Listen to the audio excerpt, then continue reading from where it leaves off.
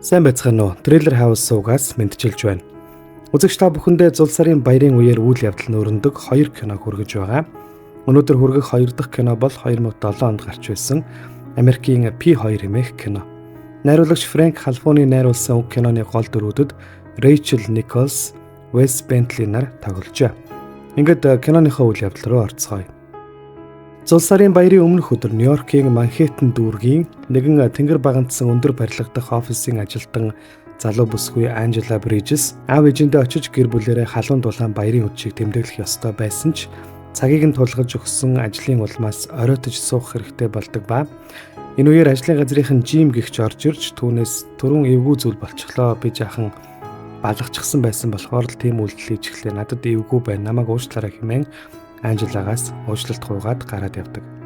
Баярын өмнөх өдөр хүн бүр гэрлүүгээ яардаг учраас офис чудалгүй хоосорч Анжела бараг л ганцаараа шахуу том барилга дүүлдэх бөгөөд архивын өрөөнд юм хийж байгаад жижүүр Карлтай тааралдан Карлыг хүлээлгэж байгаад түүнтэй хамт цахилгаан шатаар доошоо буудаг. Тэгээд үүдний хэсэгт Карлтай салах хэсийгээд доошоо барилгын P2 давхар буюу машины зогсоол руу бууж очиод машиндаа суугаад хөдлөх гэтэл машин нь насдаггүй. Нэгэнд машин насахгүй байгаа учраас таксигаар явахаар шийдээд авсан хамаг бэлгэсэлтэй машиныхаа тэшнээс гаргаж аваад дээшээ гарах гэтэл цахилгаан шат руу ордог хэсгийн хаалга төгжээтэй байх бөгөөд Анжела тентхийн ажилтныг хайж яваад зогсоолын хамгаалагч Томас Барклийг өрөөнөөс нь олж машин нэвтрээд гарч чадахгүй байгаагаа хэлтэл Томас холбогч бүхий зөөврийн батарей гаргаж ирэн машиныг нь асаахыг оролддог ч асааж чаддаггүй. Анжела түүнд талархснаа хэлээд би таксигаар явъя да гэд түүгээр өнөөх хаалгыг тайлуулан дээшээ гарах гэтэл Томас түүнийг зул сарын баярт зориулан чимгэлж янзалсан өөрийнхөө өрөөнд баярын оройн зог барихыг урьдаг. Анжела гэрлүүгээ яарч байгаагаа боловсон маягаар хэлж талархал илэрхийлээд дээшээ барилгын үүдний лобби хэсэгт гарч дуудлагын такси дуудчихад эрхийг нь хүлээнгээ төр хажуулдаг. Түүний дуудсан такси ирж гар утас руу залгах үед Анжела сэрдэг ба үүдээр гарах гэтэл хаалга цоочтой байгааг мэдэж өөрийгөө барилгад төвжигдсэн гэдгээ мэдээд үүдний хаалгыг онгойлгуулахаар хүн хайж буцаад зогсоолын давхар руу буудаг. Түүнийг доод гаражийн хаалган дээр ирэх үед дуудсан таксиг орхиод яваад өгөх болно. Ууралж бухимдсан Анжелаг хамаг юмаа чирээд яах вэ хэмээн бодоо зогсож байтал барилгын бүх гэрэл унтарч хав харанхуй болно. Анжела гар утасныхаа гэрлийг тусган зогсоолд ганцаараа гэлдэрч яваад бүдэрч ундаг. Анжела машин доогоор унсан утсаа аваад бостол ард нь Томас зогсож байх бөгөөд тэрээр хлороформтой алчуураар амийг нь дарж түүнийг ухаан алдуулаад өөрийнхөө өрөөнд аваачих болно. Хэсэг хугацааны дараа Анжела толгоо нэргэж дүнхүүрсэн байдалтай сэрэх ба Томас түүнд цагаан өнгийн даашин золон өндөр өсгийтэй төвөл өмсгөн нэг хөлийг нь ширээнээс гинжилсэн байдаг. Сантагийн хувцас өмссөн Томас баярын ширээ засч бэлдсэн байх бөгөөд Анжелад өөрийгөө хайртай гэд хэдийгээр Анжелаг олон нөгөөдөл үлдсэн боловч түүнийг хайрласаар хിവэрэ байгаа гэдгээ хэлнэ. Томас сэтгцийн өөрчлөлттэй гаж донтон сталкер болох нь мөн Анжелаг удаан хугацаанд офисын хяналтын камераар ажиглаж бичиж авдаг байсан нь тодорхой болно. Анжела эхлээд түүнээс өөрийг нь суллаж явуулахыг гуйж дараа нь өөрийгөө найз залуутай одоо удахгүй намайг хайгаад ирнэ хэмээн Томасыг сүрдүүлэх боловч Томас түүний хэлсэн үгэнд итгэдэггүй бөгөөд Анжелаг харин сүрдүүлэн гэрлүү нуцаар залгуулж би энэ өвдсөн болохоор очиж чадахгүй гэж хэлүүлдэг. Дараа нь тэрээр өнөөх Анжелагаас уучлалт гуйдаг Жимийн цахилгаан шатанд түүнийг үнсхийг оролдсон хяналтын камерын бичлэгийг үзүүлж түүнийг ийм хямдхан эмхтэй гэж юу. Энэ мөн новшиг би цааш нь харуулна гэх мэтчлэн олон юм ярьж бүсгүйг зовоох болно.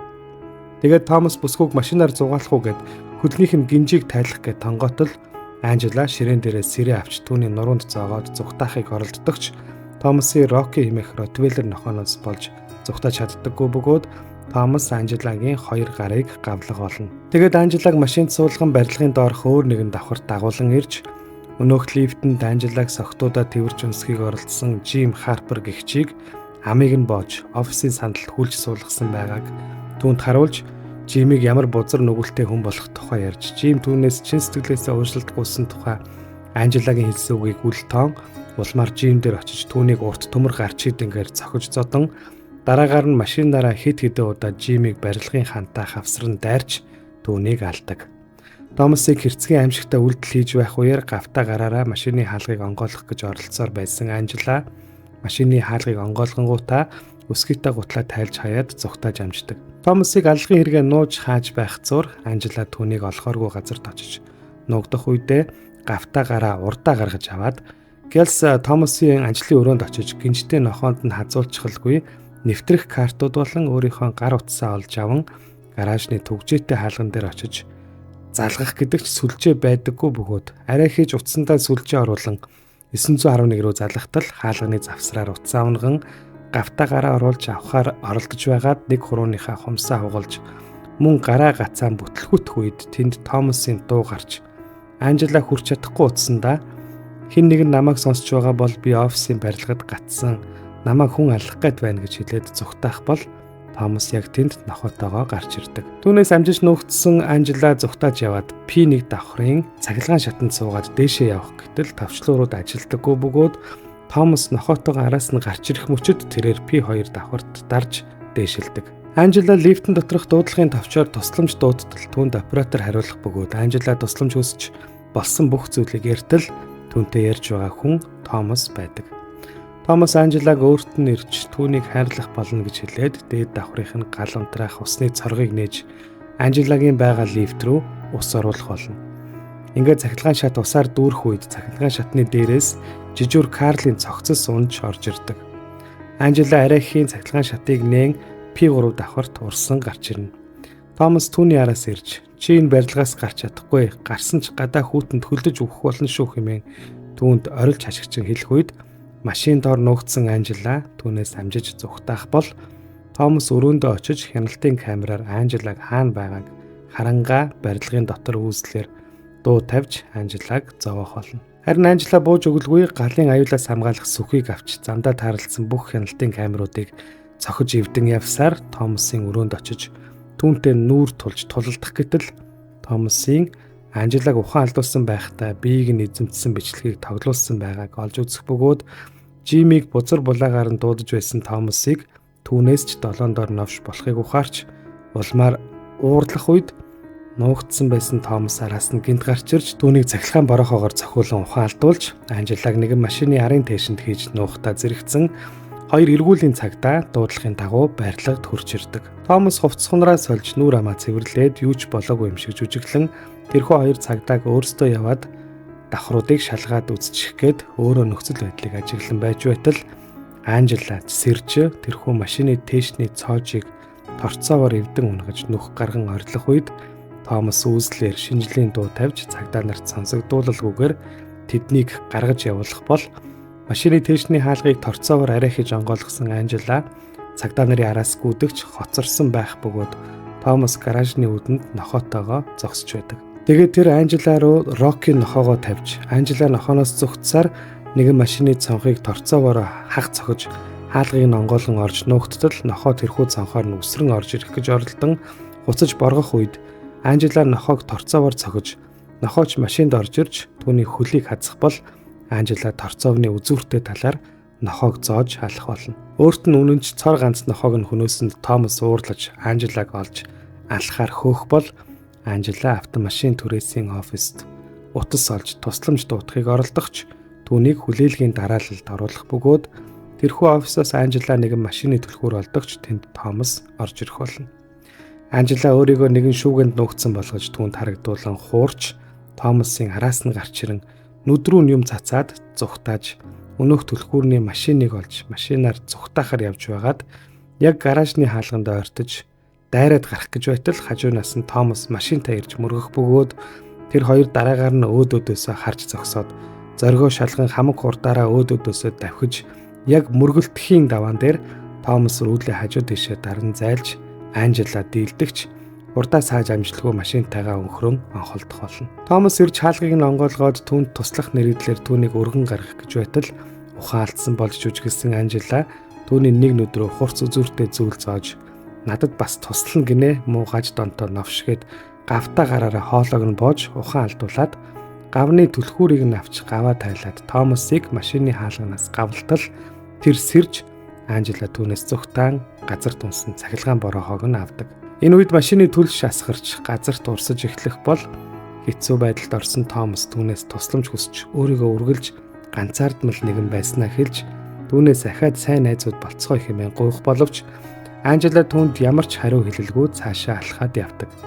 Гэтэл Томас огцон муурлаж Анжелаг жихнээсээ юу гэж бодож явдгаа хэлж түүнийг тэнэг янхан хэмээн доромжлох үед Анжелагийн дургуурч машинаас урссан бензинд цахилгаан борохоог ойртуулад зул сарын минь төргий Томас гэд цохиулан гал авалзуулснаар Томас муухай орилж хашгиран галж чатаж удалгүй машин дэлбэрч Томас өөхөх болно. Галын тохиолдол ажиллаж зогсоолын давхар бүрт ус цацаж эхлэх бол бэртэж гэмтсэн нойтон хувцастай хөл нүцгэн Анжела гаражийн хаалгыг онгоолгож догонцсоор хөнгүү хоосон Манхэттен дүүрэгт гарч ирэх үед зул сарын өдрийн өглөө болж түүний өдөөс ирж буй гал команд түргэн тусламж цагдаагийн машины дуут дохой хангинан сонсогдсноор кино өндөрлөнө.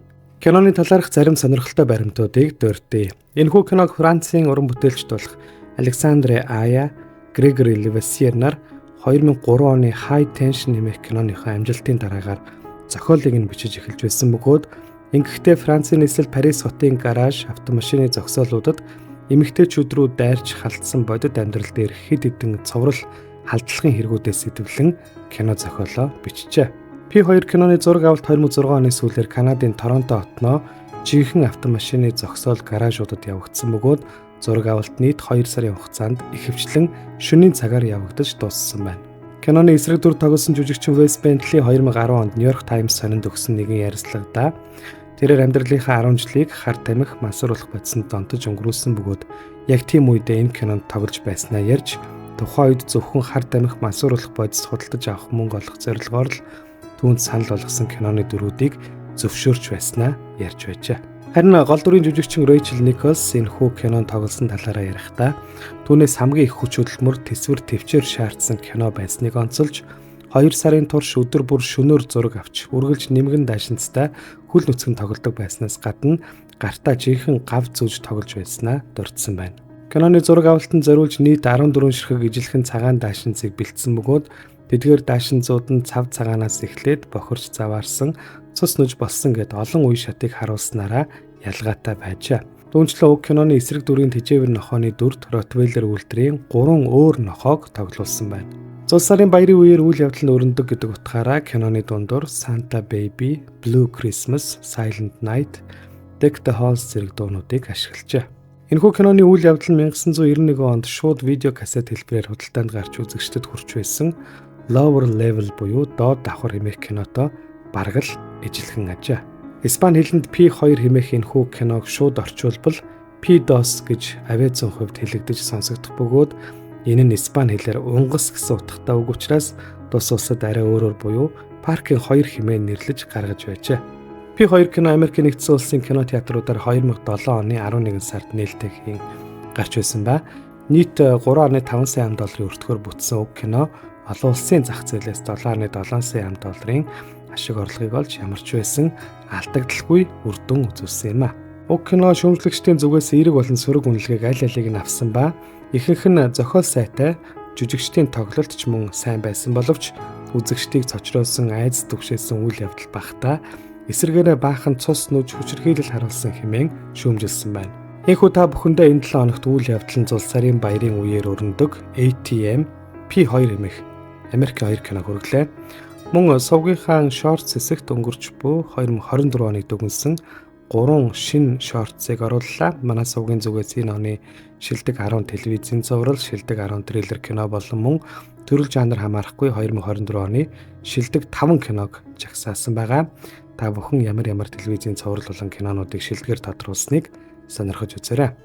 Ингээд сувгийнхаа үзэгч та бүхэнд шинэ оны шинэ жилийн баярын мэндийг хүргэе. 2025 он та бүхний хувьд амжилт бүтээл, ашиг орлогоор дүүрэн жил байхыг хүсэн өрөө эрүүл мэндэд анхаарал хандуулгаа мартаоцаа. Мөн шинээр subscribe хийж байгаа үзэгчдэдээ баярлалаа. Өндөр болоорой гэд өнөөдрийнхөө бичлэгийг өндөрлүүлье. Шинэ ондоо олон гоё сонирхолтой кинонууд мөн цувралуудаар уулзцгаая.